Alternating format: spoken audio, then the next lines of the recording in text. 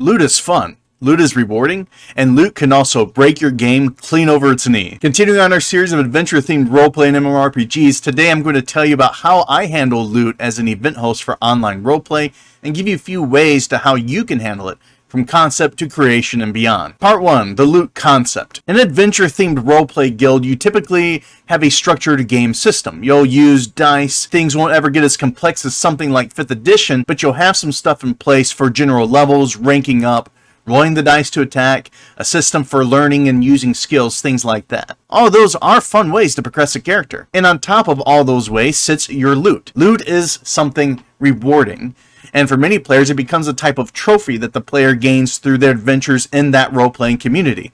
Whether it takes the shape of a guild, a free company, whatever MMORPG you're playing, or even an off-site online role-playing community such as a Discord, all your loot becomes something of a trophy for people to show off and play with. When it comes to being an event host for online role-playing, you want to create loot that is memorable and relevant. So how do you do that? Well, when it comes to creating your own event, first you're going to want to have all of your loot created before you run the actual event. That's going to be step 1. Where is the event going to take place within the game world? If you're in an MMORPG, I recommend that you go to that location within the game world and take a look around, whether it's in the open world or some private stronghold you've created, your own dungeon you put together for roleplay. Go there, take a look at a few different things. The environment, whether it's indoors or outdoors, what kind of weather is expected to be around it if it's outdoors, what kind of objects are going to be there in that environment. Computers, terminals, vehicles. Is this a factory full of military equipment? Is this a storefront? A town, an entire town with other NPCs there? Start piecing together some loot from your environment. Then you want to think about your enemies. So your enemies, what kind of gear are they wearing? A soldier may have a uniform, gloves, boots, a utility belt, gadgets.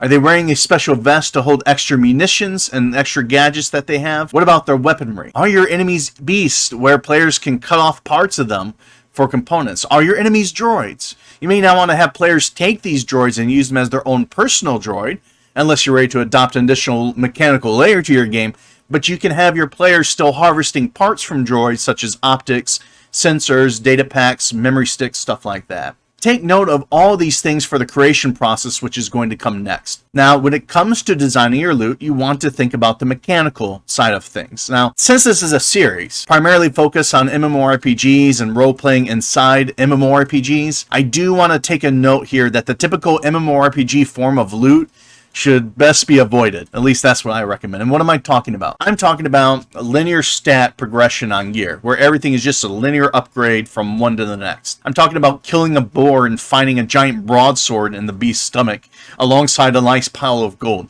That doesn't make any sense. That's just a bit of MMORPG contrivance that's become a mainstay within the genre. As an event host creating your own events, you have every opportunity to create the most flavorful and wonderful loot possible to enrich your game world. The 5th edition Dungeon Master's Guide is full of loot and different magical items, and that's a great idea for getting ideas for your own loot. +1 and +2 bonuses there are rare in 5th edition, with many magical items offering additional gameplay options or even opening up new mechanics. And that's a much more valuable loot system than creating linear loot for your guild. So most adventuring role-playing guilds tend to have a dice-light role-playing system. One guild I was in based most things around a D20 system. The problem with linear loot is that very quickly starts to break your game. In one guild, I received as a piece of loot a rifle, which gave me a +4 to my attack roll, and every time an attack landed, I always dealt 1 point of damage.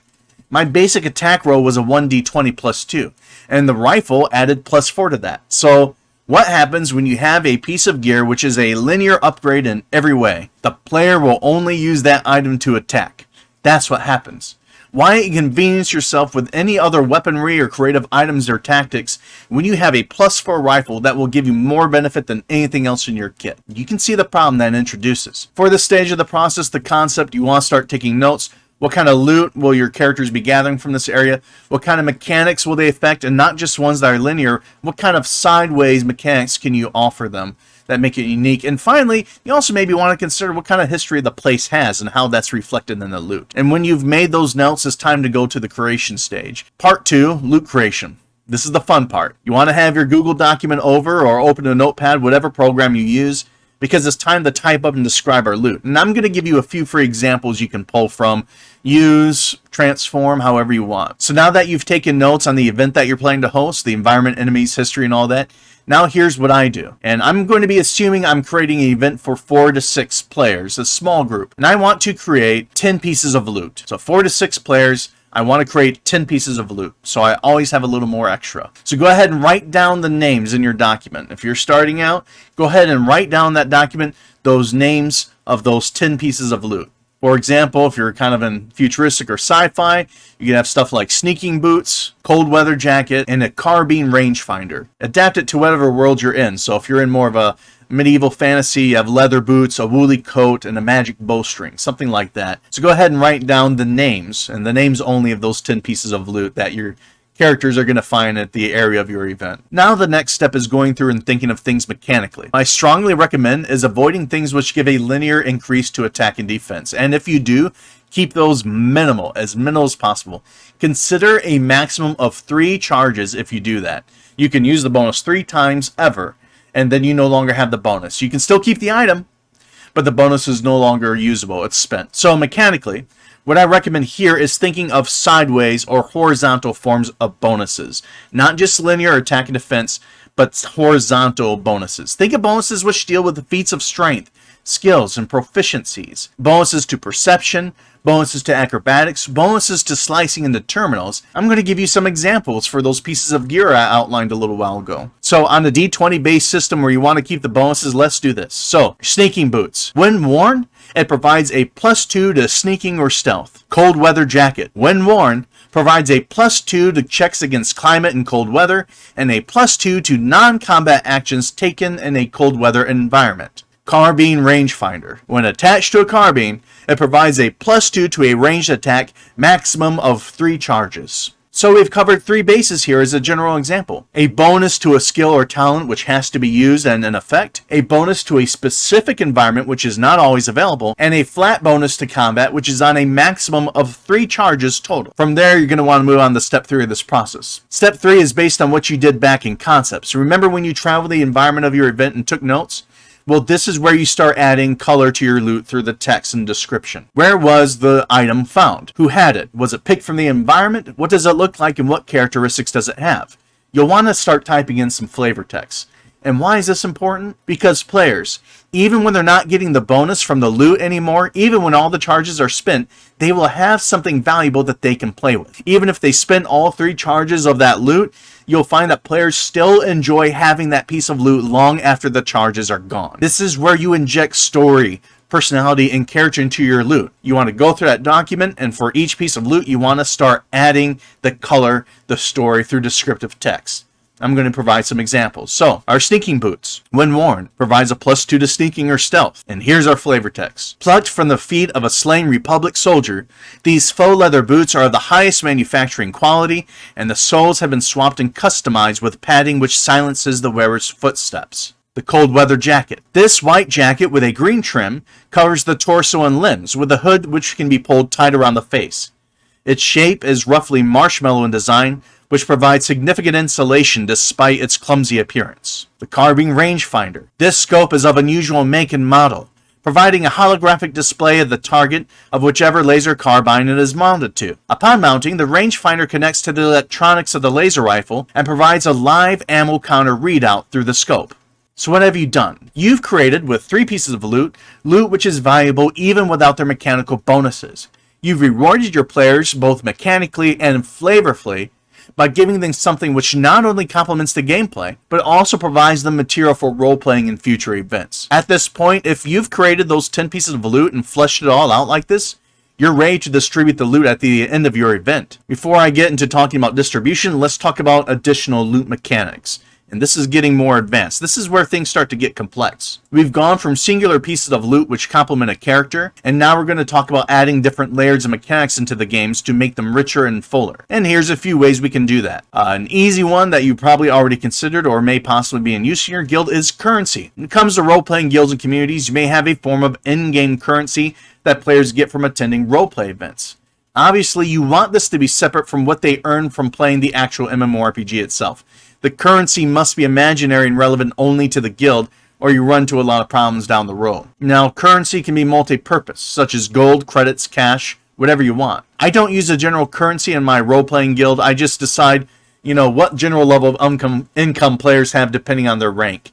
Obviously, in tabletop, you want to get much more specific about currency because there's a lot more you can do with it, and the rules are much more complex. But if you are going to introduce currency to your role-playing guild, I recommend you keep the numbers low. And by low, I mean very low. Perhaps attending an event earns them 1 coin per hour.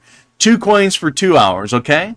Maybe they can buy their skills by posting in a channel on your Discord server. Each skill costs 4 coins, something like that. Perhaps certain items are gated behind this currency. Perhaps if you're running a bounty hunter guild, this is how they rank up. You earn 30 coins total, you earn your rank up. And that may seem kind of strange, like what, they bought their way up? Well, these coins are earned, think about it, these coins are earned once per hour for role-playing within the guild. So it encourages participation in the roleplay community, so you get the idea. It's not arbitrary, it's rewarding. Components. Let's talk about components. Crafting can be a huge part of your structured roleplay environment. You may want to have crafting events where people can build their own weapons, gears, tools, and utilities. So that means that you want to have components for them to craft with. Well, one thing you can do, provided you're part of your guild's leadership or at least talking with them about this, is introduce a few different components which are acquired and looted from events. Minerals for materials, herbs for potions, data chips, whatever it may be. You can add these items to your loot table, giving players a few of them depending on the event that you're running. Your guild could have a document set up that's something of a shopping list, which lists all of the components that they need in order to craft certain items, and maybe that stuff can be stored publicly on the server for everyone to see. Now, this does require a lot more guild oversight on loot, so there's a lot more to it, and you can get pretty heavy into the detail of keeping track of all this. But what I'm doing is I'm just offering an additional option if you want to go to that level of depth. Usually, online MMORPG role-playing communities don't go this deep, but it is possible if you want to go that route. It gives players additional goals and allows them to take charge of their own destiny by choosing their own stuff that they want to craft. Gameplay mechanics. Loot can introduce additional gameplay mechanics, whether broad or narrow in scope. Perhaps a player could actually loot their own personal droid, which they could then turn on, repair and turn on for use in an event. When activated, this droid, at the end of every turn, takes a free attack against one random enemy decided by the event host.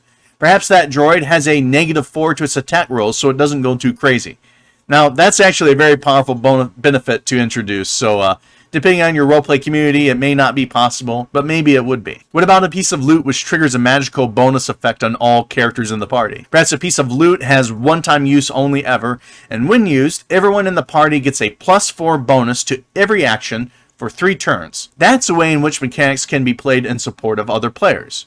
How about a cursed weapon? When drawn, it makes the user go berserk and wild for 5 turns. Perhaps that player can still choose the enemy, or maybe the event host chooses, and that player now gets a -2 to accuracy when they attack. But every attack they hit deals double damage. That opens up a possibility. When it comes to loot, you can delve deeper and deeper into mechanics, and mechanics add layers on top of layers of each other. So, let's talk layers. For example, what happens when someone draws the cursed weapon that makes them go berserk, but they're also benefiting from that magical item that gives them a +4 bonus to everything that they do. And perhaps at the end of their turn, they have a droid that's activated that's going to take an additional shot at the enemy. You can start seeing how these mechanics very quickly can overlap and add more complexity, more flavor, more decisions and possibilities and synergies between the character, their options, and other characters within their party. It's a bit more advanced to think up for newer hosts, but I think you can have a lot of fun layering these things on top of each other.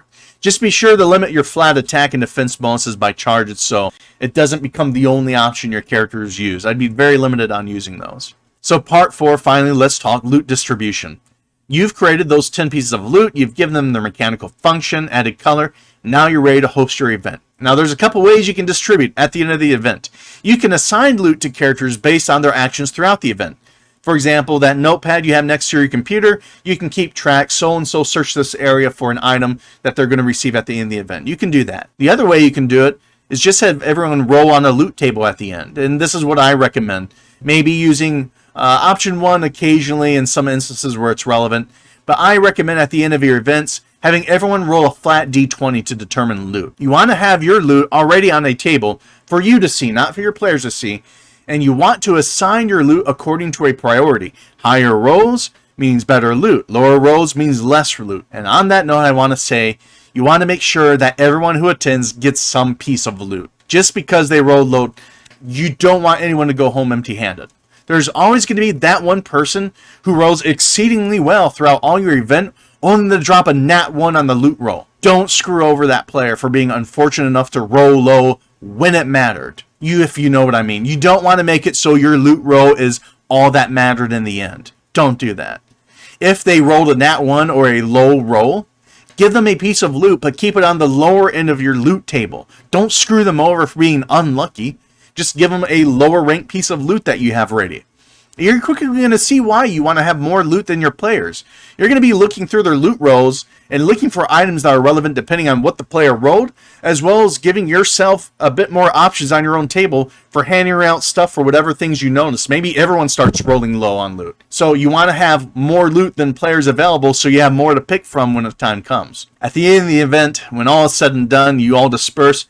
You want to go to your Discord server or wherever you're hosting your communal chat. Discord's kind of the go-to nowadays. And you want to have a channel for posting loot in. Start typing out all the loot there publicly. Have it already typed up, copy-pasted into the server. And you want to start tagging everyone that the loot is assigned to for components, currency, items, gear, everything. Make it public. Tag everyone who receives things. Have it all there public for everyone to see. That's how you can best distribute it. And that's the way I do it, at least. Give everyone loot. I have to say it again. Give everyone loot, even if it's something seemingly unimportant. Even if you have to create something that's purely color, just to give to someone, give them a piece of loot so they have some kind of treasure from your event and a story to tell. I once gave somebody a piece of loot which was essentially a photograph of a broken family looted off the body of a dead soldier killed in battle. No mechanical bonus, just flavor. Stuff like that. Well, that's the end of this video. There's a playlist over there for more MMO role-playing content. Do you have any tips or advice of your own? Post them down in the comments, and feel free to, share these videos with whomever. I'm designing them to be rather topical, so they can be used in reference for people curious in MMO roleplay, adventure and structured roleplay, and for hosting their own events. So, yeah, that's about it. Thanks for watching. Bye.